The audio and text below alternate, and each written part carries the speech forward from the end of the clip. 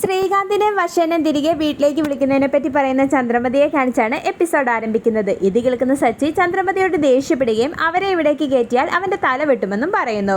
തുടർന്ന് ശ്രീകാന്ത് കിട്ടിയത് വലിയ വീട്ടിലെ പെൺകുട്ടീനെയാണെന്നും അവൻ അവളെയും കൂട്ടി ഇവിടേക്ക് വന്നാൽ എൻ്റെ വില പോകുമെന്നും ചിന്തിക്കുന്ന സുധി അവനെ ഇവിടെ കയറ്റരുതെന്ന് രവീന്ദ്രനോട് പറയുന്നതോടെ അവനെ ഇവിടെ കയറ്റില്ലെന്ന് രവീന്ദ്രൻ തർപ്പിച്ചു പറയുന്നു.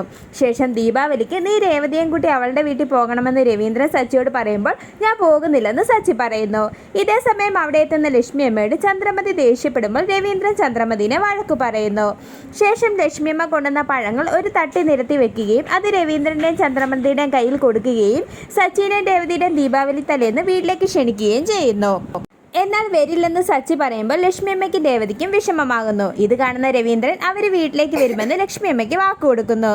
തുടർന്ന് ലക്ഷ്മിയമ്മ സുധീനെയും വീട്ടിലേക്ക് ക്ഷണിക്കുമ്പോൾ നമുക്ക് നിന്റെ അച്ഛനോടൊപ്പം മലേഷ്യയിൽ ദീപാവലി ആഘോഷിക്കാമെന്ന് ശ്രുതി പറയുന്നു.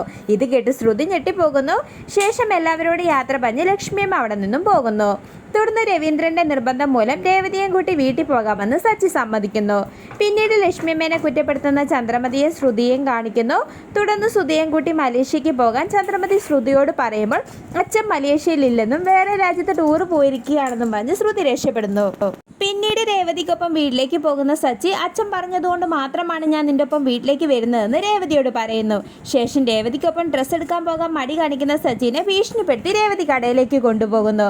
ശേഷം സെയിൽസ്മാൻ രേവതിയുടെ ദേഹത്ത് സാരി വെച്ച് നോക്കുന്നത് സഹിക്കാനാവാത്ത സച്ചി സെയിൽസ്മാനോട് ദേഷ്യപ്പെടുകയും രേവതിക്കൊരു സാരി സെലക്ട് ചെയ്ത് കൊടുക്കുകയും ചെയ്യുന്നു. ഇത് കണ്ട് രേവതിക്ക് സന്തോഷമാകുന്നു.